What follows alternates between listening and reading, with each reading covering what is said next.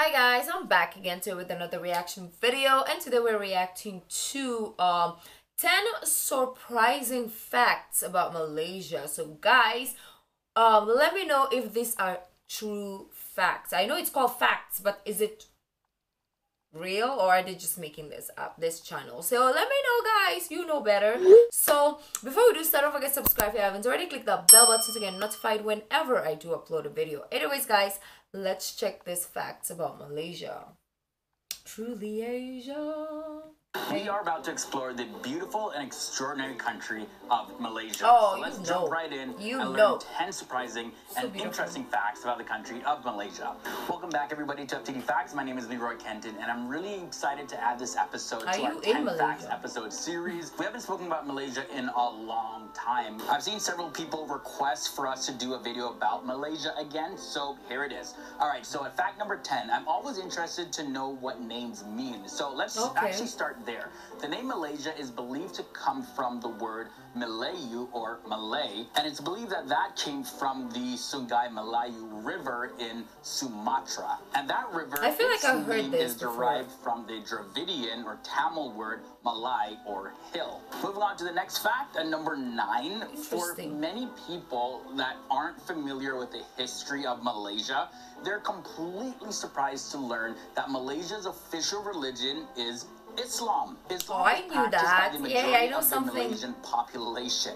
Now, the Constitution of Malaysia says that all Malaysians are Muslims. It just declares that for everybody. Now, Malaysians are not allowed to change or abandon their faith at all, but on the other hand, Malaysia still has a lot of residents who are not Malay. So for non-Malays, for the most part, they follow other religions such as Taoism, Christianity, Buddhism, and Hinduism. But for those who are Malay nationals, you need to be Muslim based on the constitution. Now, the next thing to know about Malaysia is that it is part of the Malay archipelago. Now, what's that word mean anyways? Well, it's a big word. It pretty much means a group of islands. Now, the country of Malaysia itself has around 878 islands, and most of which, though, are still not inhabited. But anyway, the collection of islands that make up Malaysia, it's a pretty beautiful sight to look at. Now, Borneo is the third largest island in the entire world after Greenland and New Guinea, and it's also the largest island in all of Asia. So 3 countries actually share the island of Borneo, and those countries are Brunei, Indonesia, and of course, Malaysia. Now let's talk about the language in Malaysia. So there's a language, Bahasa Malay, also known as simply Malaysian. That's the official language of Malaysia. This, by the way, is different.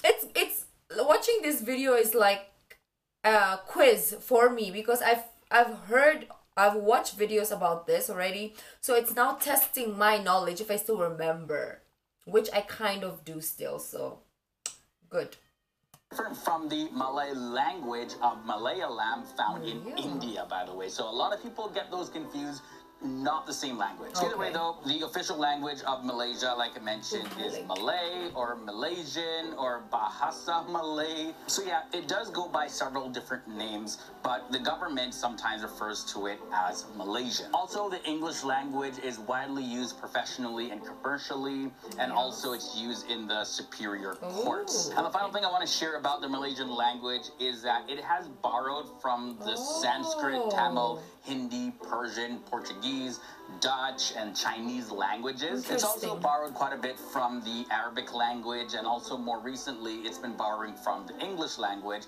That has increased a lot, especially when it comes to many of the different scientific and technological terms being used in Malaysia. Let's now talk a little bit more about the government of Malaysia. Not many people know this, but Malaysia is actually considered to be a federal constitutional monarchy. That's what it's called, a federal constitution. Malaysia is actually considered monarchy. Federal constitutional monarchy, because I was wondering what is the government in Malaysia. I don't know exactly what it's called. I thought it was just like monarchy, but it's a federal constitutional monarchy. Got it. Let me know if that's correct. Constitutional monarchy, and it has a ceremonial head of state, and that is a monarch who has a title of Yang di Pertuan I have to go to school Agong, to which Malaysia. means paramount In ruler. Malaysia. Now, when it comes to this paramount So to understand ruler, all what this. happens is that he's elected from among 9 hereditary state rulers to serve for a 5-year term.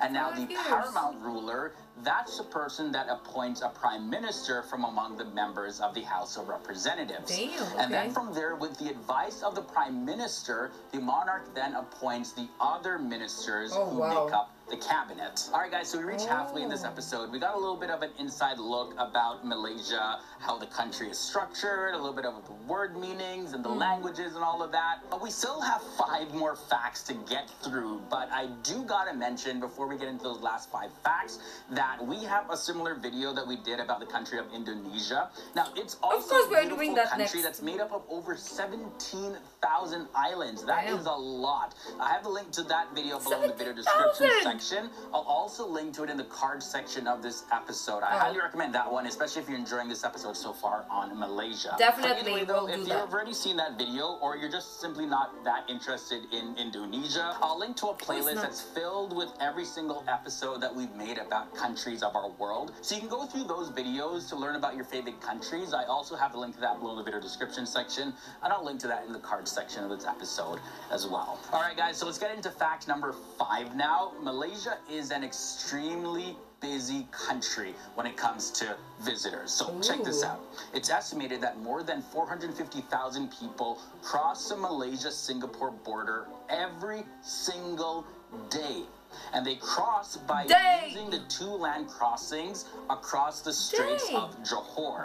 Now, this makes it one of the busiest land borders in the entire world. Next thing I want to share at fact number 4 is Malaysia also holds a pretty interesting world record. Now, it's not what you would think it is, though. It's kind of random, but it's reported that the Malaysia has the roundest circle in the world. I don't know. largest roundabout in the entire world is located right. See, I told you. I mean, he gave us a clue because of the picture, but we will take 0.5. We will take 0.5. In Malaysia. It's in Putrajaya, and the roundabout in Putrajaya is 3.5 kilometers in diameter, and that equals 2.7 miles. What if you miss your exit? Because me and my friend, we are so bad at directions. So just a small roundabout, we keep missing our exit. So we keep going around until we figure out where to exit.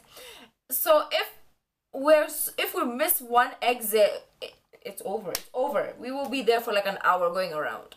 I don't know. Now, although sources do say that Putrajaya has the world's largest roundabout, there is some dispute about this, though, because some sources say that the Savannah, located in the port of Spain in Trinidad and Tobago, actually holds a title for having the world's largest roundabout. But either way, as it stands, for the most part, it's recognized that this roundabout in Malaysia is the biggest in the world. Now, I had to include this at fact number 3. Teh tarik is Malaysia's national drink. So good. Now, the term actually means pulled tea. All right, so what is this anyways? Well, it is a hot milk tea beverage, but it can also be served cold as well. Now, they say to effectively mix the flavors of the tea, you actually have to tarik, or pull the tea between 2 pitchers repeatedly. Now, this is how the tea can stretch and blend together and generate foam.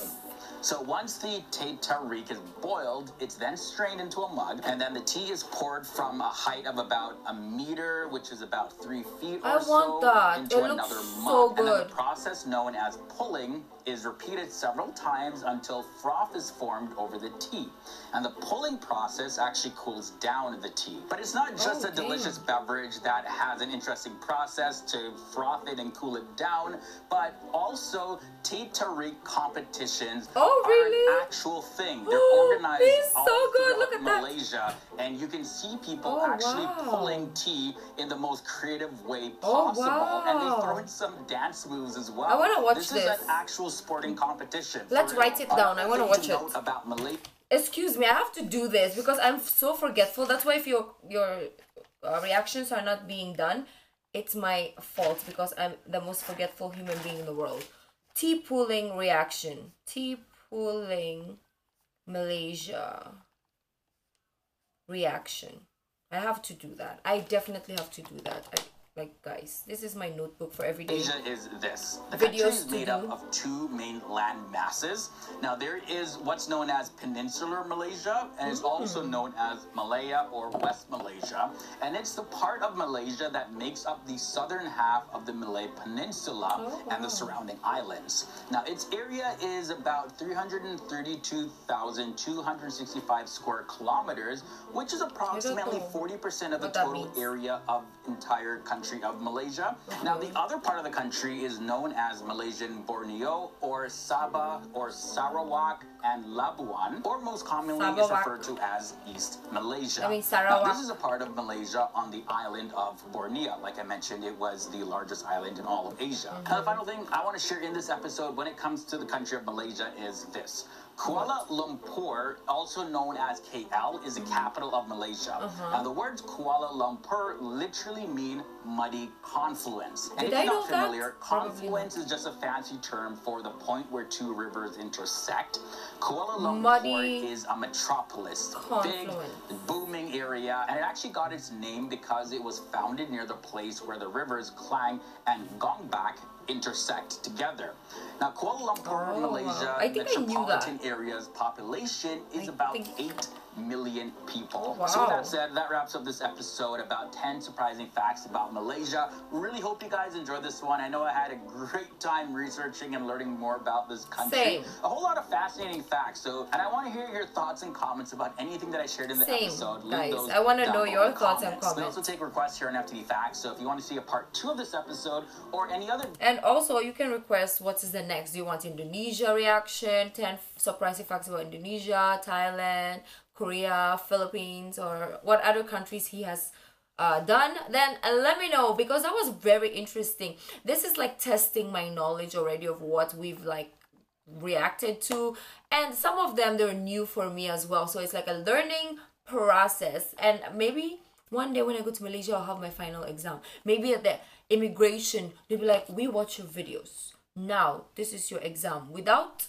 passing, you will not enter Malaysia. Oh my gosh, no, please don't do that. But anyways, guys, that was very interesting. I really love reacting to this because I learn a lot, and you guys even teach me more, and it's just like a way to travel to the country without being there. But anyways, guys, if you like this video, don't forget to give this video a thumbs up, subscribe if you haven't already, leave in the comment section down below what other videos like to react to. The original link of this video will be in the description box down below, so it's my social media link. So guys, I'll see you in the next video. Bye.